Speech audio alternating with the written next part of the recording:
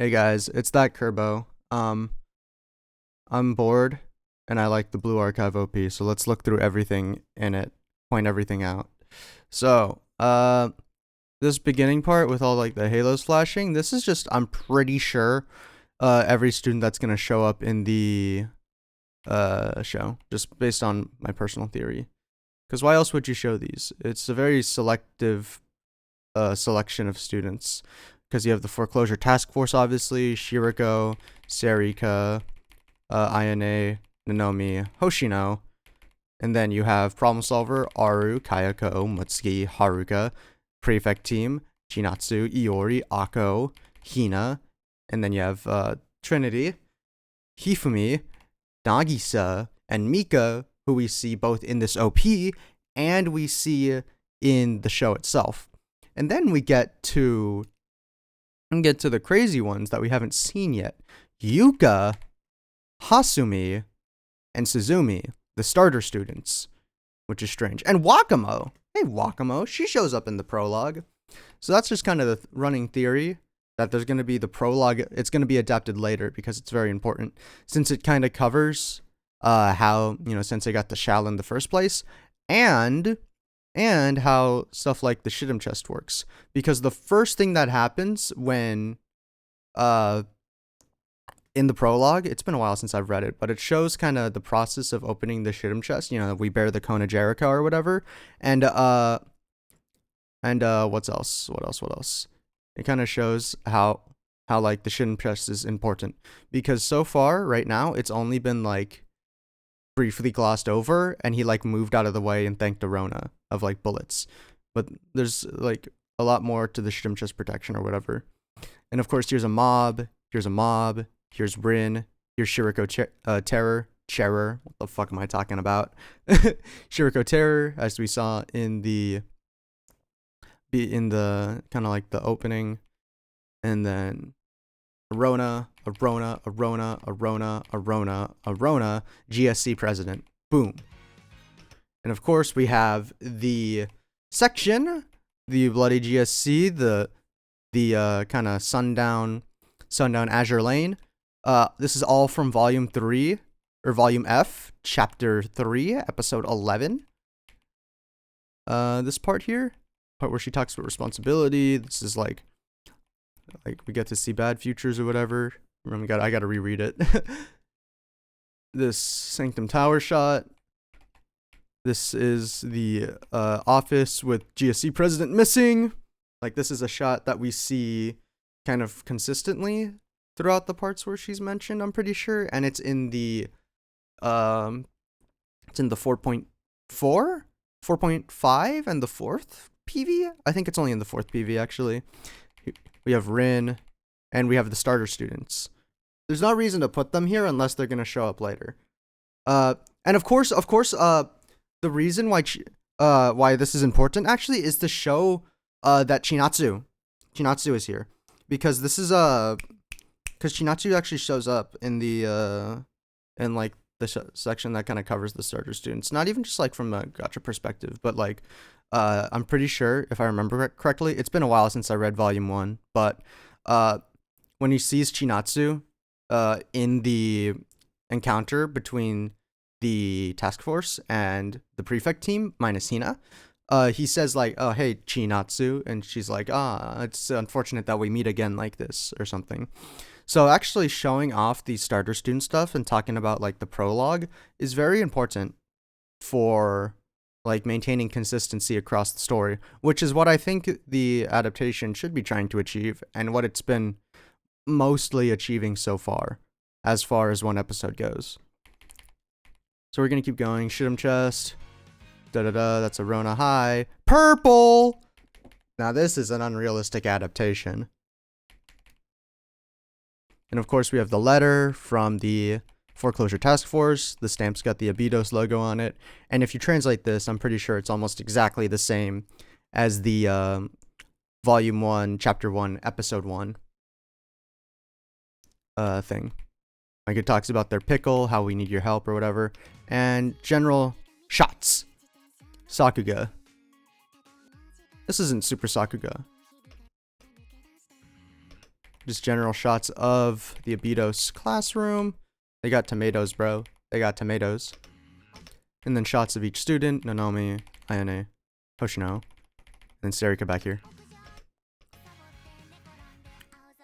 And then slice of lifey stuff. They're lying down on the floor. And of course, as this OP goes, they sneak in. Where is it? The bad end.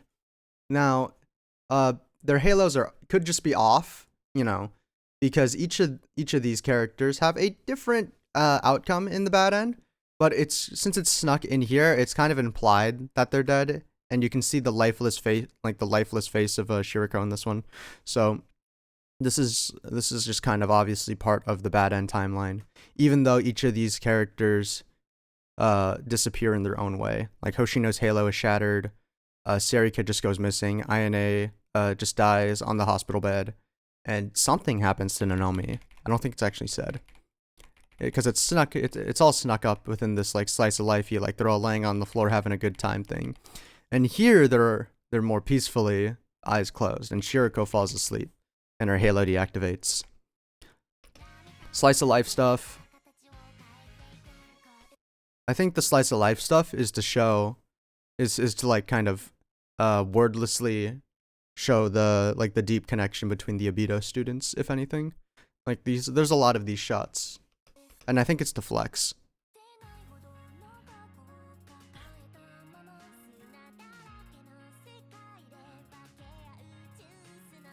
And of course, here we go. We got Black Suit.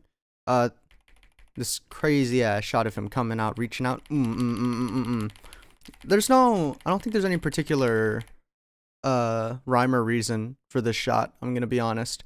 It just shows him reaching out. Ooh, I'ma getcha. I'ma getcha. This is more to show, kind of like break the peaceful slice of lifey flow between each of these shots, because these are all very nice and peaceful. Like, kampai. Ooh, I'ma get you. I'ma get you. And then, of course, black suit. You know, just like keep you on your edge. It's like a video. It's like those cooking videos with like the men kissing in them. And of course, here we go.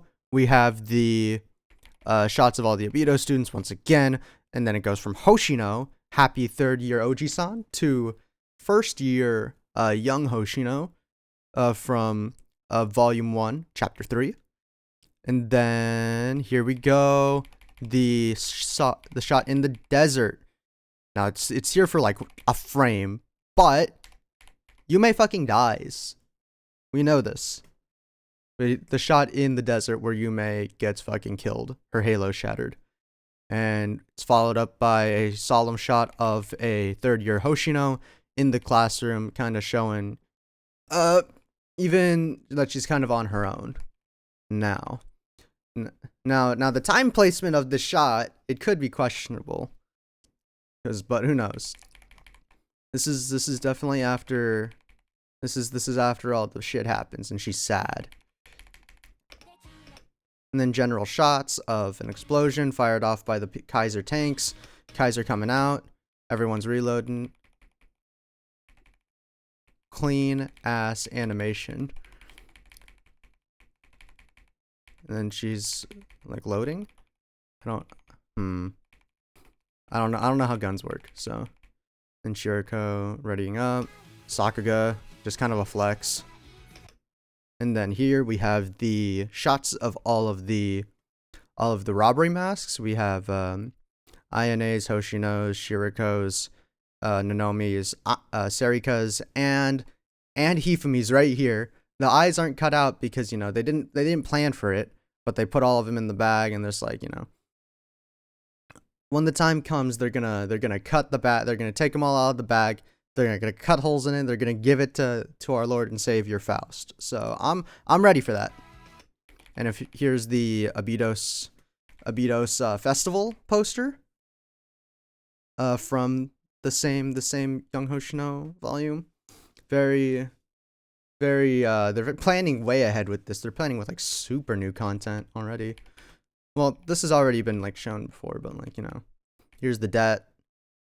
You're fucked. You're fucked, bro. And of course, we get to see more students. We have problem solver in this expanding shot, prefect team, Kaiser, but with the zooming shot. This panning shot shows the laborer mobs. Oh fuck, where did the shots go? Am I stupid? Laborer mobs, Sukeban, the helmet gang, and here we go. We get a pararo. We got a pararo throw like Hifumi does, and we get Hifumi herself, the goat. Look at her. She's so happy. She's so cute. And then just kind of a general shooting out section. Well, I'm pretty sure this is an EX skill, like supposed to be an EX skill showcase, because this is Hoshino's EX skill. She kind of like goes behind the shield or whatever. Serika is a reload instantly, do more % attack, reload instantly. Nanomi's is a like rapid fire fan shot, if you remember. And Ione, but these two, it's a bit harder to show because Ione's, if I'm right, I'm not right. Hers is a circle of healing, right? It's like a drone dropping a med pack, which I don't think would be great to show.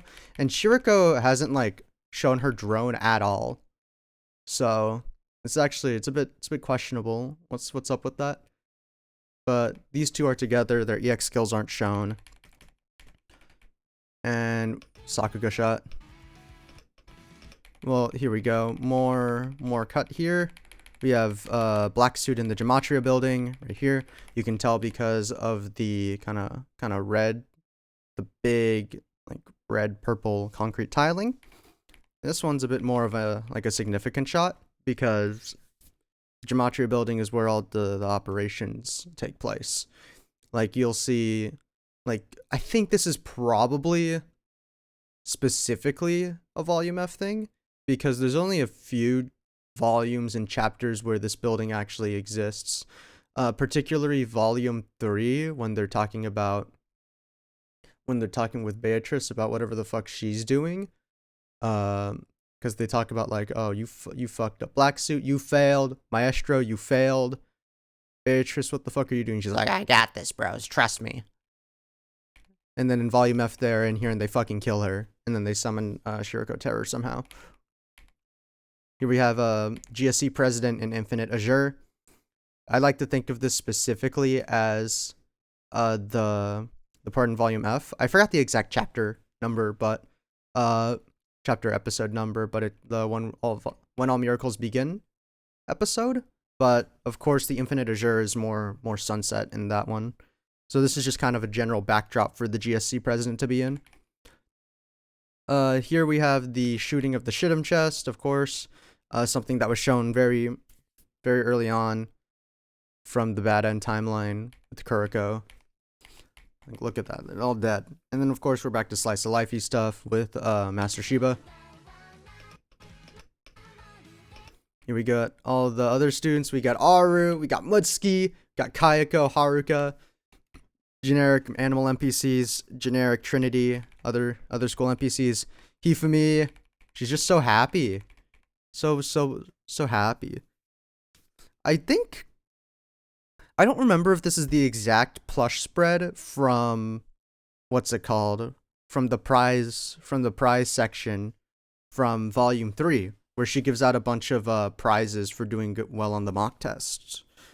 Because she gives like a skull guy to and Professor Perero to Azusa. But this is before